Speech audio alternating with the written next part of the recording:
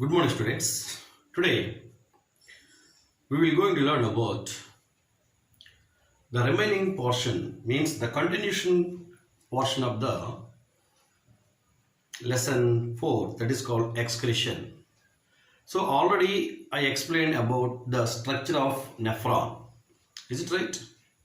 So today in this class we will going to learn about the formation of urine. What is that? Formation of urine. This is also called as mechanism of urine formation. How the urine form in our body. So actually in the mechanism of urine formation there are 4 stages. What are they? In that, the first one, glomerulus filtration. The second one, tubular reabsorption. What is that? Tubular reabsorption. The third one, tubular secretion. And fourth one, formation of hypertonic urine. So these are the 4 stages we have to see in the mechanism of urine formation. So now we will see one by one. One by one means first of all we have to see the glomerulus filtration, and second one tubular reabsorption, and third one tubular secretion, and fourth one formation of hypertonic urine. Okay, first one, glomerulus filtration. If you see the structure of nephron, there are 3 major parts. What is that? Malpighian body, PCT,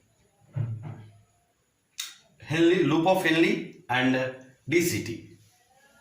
Okay, what is this? Malpighian body, PCT, proximal convoluted tubule, loop of Henle, and DCT, distal convoluted tubule. These are the 4 parts we have to see in the structure of nephron. So in that, the first one, Malpighian body. So already I explained about Malpighian body. So in the Malpighian body there is a glomerulus. If you see there is a glomerulus. So what is this glomerulus? How this form? So when the efferent arteriole, actually this is the artery which is collected the blood and sent into the kidney. So when the kidney collected the blood is entered into these nephrons. It means the arteries are open into the nephrons. Nephrons means in nephron, in which part they enter? So these arteries are entered into a Bowman's capsule. This is called Bowman's capsule. So in that, the artery is entered. The artery is entered as a efferent artery. Efferent means AFF. What is this? AFFERENT. Efferent artery is entered into this Bowman's capsule. So when the efferent artery entered into this Bowman's capsule, in this Bowman's capsule, this artery is divided as a number of arterioles. It is divided as a different branches inside this Bowman's capsule. Then the form a ball-like structure, a net-like structure is formed inside this Bowman's capsule. That ball-like or that net-like structure is called glomerulus. After formation of this a ball-like structure or net-like structure in the Bowman's capsule, it comes out as a efferent arteriole. This is called efferent and comes out as a efferent arteriole. EFFERENT. If you observe here, when the artery is entered into this Bowman's capsule, the diameter of this arteriole,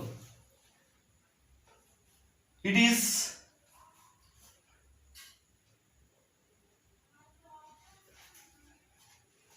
the gap means the lumen. Lumen means, for example, this is a blood vessel.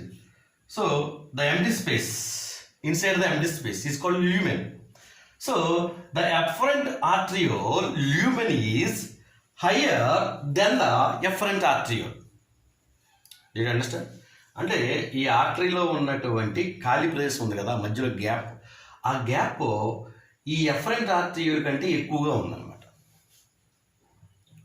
Okay, so when the blood flows through this artery into this glomerulus, immediately the blood flows and occupies this total net-like structure and comes out into the efferent artery. But here the diameter, what is this?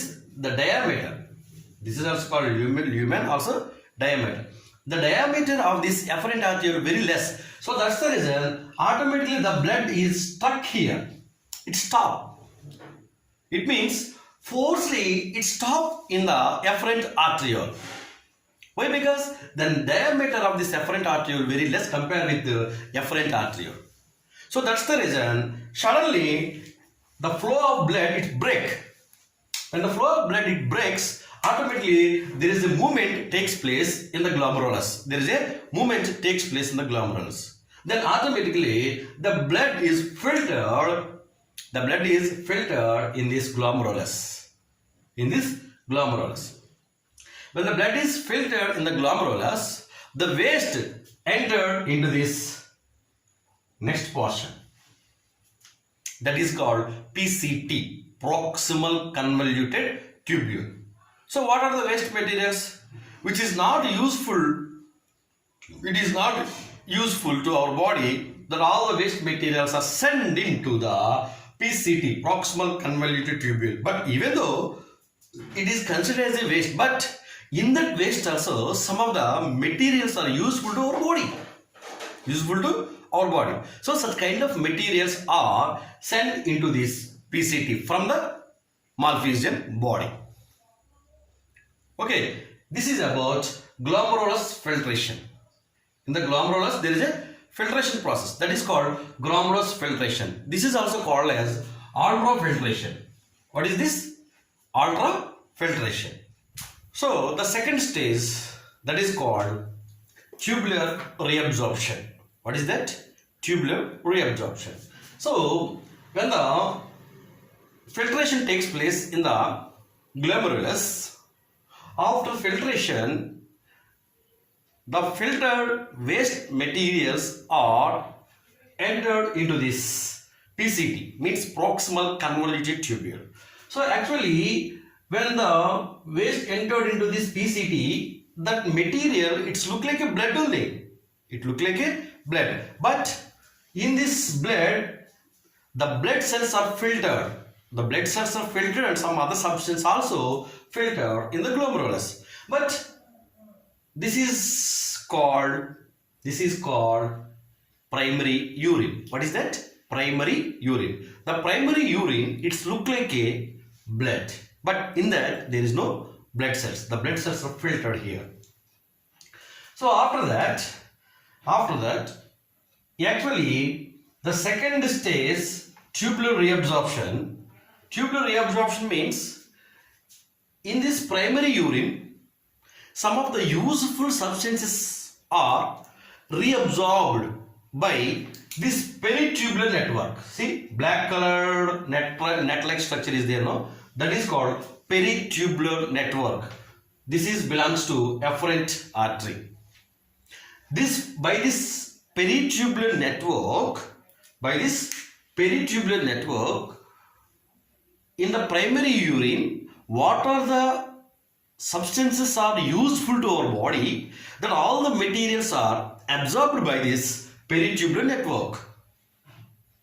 Do you understand what I am telling? So by this peritubular network, from this primary urine, the useful substances are reabsorbed. Okay, now that is about tubular reabsorption. Tubular reabsorption. Okay, now so next one, actually after tubular reabsorption, the materials are passed into the DCT. DCT means digital convoluted tubule. Actually the primary urine, where it is entered, that is entered into the PCT. PCT means proximal convoluted tubule. So after that, from the proximal convoluted tubule, the materials are passing through the loop of Henle and reaching to the DCT. DCT means digital convoluted tubule. Okay, now so here what will happen here? When the materials are entered into the DCT, in the DCT also there is a peritubular network. But here what will happen? From the peritubular network, some of the waste products which is not useful to body, so that materials are sent into the DCT, like extra salts, minerals, so some of the ions, some all the unwanted substance which is in the peritubular network. So that unwanted substances are secreted into the DCT by this peritubular network. Here what happened in the primary urine, what are the useful substances are there in the primary urine? That useful substances are reabsorbed by this peritubular network. But here from the peritubular network, what are the unwanted substances in the blood or in the peritubular network? That is secreted into the DCT. Okay, right? That is secreted into the DCT. That is called tubular secretion. That is the third stage of urine formation. Tubular secretion. Tubular secretion, where it is take place? It is in the DCT. DCT means digital convoluted tubule. Okay, so what are the materials are secreted into this DCT from the peritubular capillaries or peritubular network? Sodium, Cl, H plus, these all the ions are entered into this DCT. Okay, this is the third stage. In the first stage, glomerulous filtration, second one tubular reabsorption, and third one tubular secretion. So when the materials finally, when this liquid is entered into this collecting tubule, in the collecting tubule there is a hormone, name is called vasopressin. What is this? Vasopressin. With the help of this vasopressin, in that material also some of the water content, that water content also again here reabsorbed. It means in the collecting tubule also the water is reabsorbed. Actually the water is reabsorbed, the reabsorption when it is takes place, where it is takes place? In the primary tubule, the proximal convoluted tubule. How much content, how much percentage of water? 75% of water. Loop of Henle, 10% of water. When it is reaches to the collecting tubule, in the collecting tubule is also the water is reabsorbed. How? Why? Because in the collecting tubule there is a special hormone present in that is called vasopressin. With the help of that vasopressin, the remaining water also reabsorbed. Then this material is having more concentrate, that is called urine. That is called urine. So when the materials finally, when this liquid is entered into this collecting tubule, in the collecting tubule there is a hormone, name is called vasopressin. What is this? Vasopressin. With the help of this vasopressin, in that material also some of the water content, that water content also again here reabsorbed. It means in the collecting tubule also the water is reabsorbed. Actually the water is reabsorbed, the reabsorption when it is takes place, where it is takes place in the primary tubule, the proximal convoluted tubule. How much content, how much percentage of water? 75% of water. Loop of only 10% of water. When it is reaches to the collecting tubule, in the collecting tubule is also the water is reabsorbed. How? Why? Because in the collecting tubule there is a special hormone present in that is called vasopressin. With the help of that vasopressin, the remaining water also reabsorbed. Then this material is having more concentrate, that is called urine. That is called urine. So the urine is more concentrated than blood. Blood కంటే ఎక్కువ గాఢత కలిగి ఉంటుంది అనమాట ఇక్కడికి వచ్చినటువంటి material. అదే కాక మనం యూరిన్ అంటాం దాన్ని. వై? బికాస్ దాంట్లోకి వాటర్ కంటెంట్ చాలా వరకు ఇక్కడ కూడా అబ్జర్వ్ చేయబడుతుంది with the help of A hormone that is called vasopressin. Do you know one thing? If there is no vasopressin, what will happen? The diluted urine we will send out. Diluted means అధిక గాఢత ఉండదు దాని మీద, అంటే ఎక్కువ concentration లేనటువంటి urine మనం బయటకు పంపించేస్తూ ఉంటాం. ఎక్కువ కాన్సన్ట్రేషన్ లేనటువంటి యూరిన్ మనం రిపీటెడ్గా పంపించేస్తూ ఉంటాం అనమాట, అస్తమాటు బయటకు పంపించేస్తూ ఉంటాం. But if there is a vasopressin, the urine is having more concentrate. అప్పుడు ఏమవుతుంది? లిమిటెడ్గా పంపిస్తూ ఉంటాం. But if there is no vasopressin, అస్తమాటు మనం పాస్ పంపిస్తూనే ఉంటాం అనమాట. అలా అస్తమాటు పాస్ బయటికి పంపించడాన్ని ఏమంటారంటే డయాబెటిస్ ఇన్సిపిడిస్. దీని తెలుగులో అతిమూత్ర వ్యాధి అంటుంది. వాట్ వి కాల్ అతిమూత్ర వ్యాధి. So what is the reason for this diabetes insipidus? Because of lack of vasopressin in the collecting tubule. So when the vasopressin is not in the collecting tubule, here the urine is very diluted. Diluted means గాఢత ఉండదు అనమాట. ఎందుకని? దాంట్లో ఎక్కువ water content ఉండిపోతుంది అనమాట. ఎక్కువ water content ఉంటే వెంటనే మనం బయటికి పంపించేస్తే చూస్తాం అనమాట. సో అస్తమాటు బయటికి పంపించడం వలన మనం అస్తమాటు పాస్ వెళ్తూ ఉంటాం అన్నమాట. దాన్ని ఒక డిసీజ్ కింద కన్సిడర్ చేస్తారు. What type of disease that is diabetes insipidus. Diabetes insipidus. There is another diabetes is also is there, that is diabetes mellitus. The diabetes mellitus is different than diabetes insipidus. Diabetes mellitus means that is sugar, చక్కెర వ్యాధి అంటాం కదా, అది ఇది వేరు అన్నమాట. ఇది అతిమూత్ర వ్యాధి, అది చక్కెర వ్యాధి. డయాబెటీస్ మిల్లిటస్ అంటే ఇది డయాబెటీస్ ఇన్సిపిడిస్. ఓకేనా? సో ఫైనల్ ఇక్కడికి వచ్చేటప్పుడు ఏమైందండి? యూరిన్ ఫామ్ అయింది. So from this collecting tubule, this urine, where it is entered, now we will see. So actually these are the, here there are nephrons, no? So the last portion of the nephron, that is called open into the collecting tubule.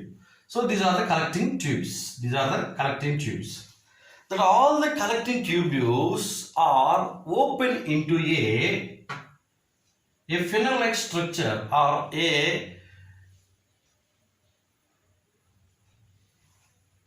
curve-like structure. This is called halus. From this halus, actually these all the collecting tubules are open into this halus, concave in shape, halus. Okay, so in this halus now collecting tubules are there. So from this halus there is a tube-like structure is arises. It is a muscular and tube-like structure that is called ureter. It means when the collecting tubules are open into this halus, from the halus there is a collecting tubule is there is a ureter is arises from this halus, and open into a bladder. Open into a bladder. Bladder means urinary bladder.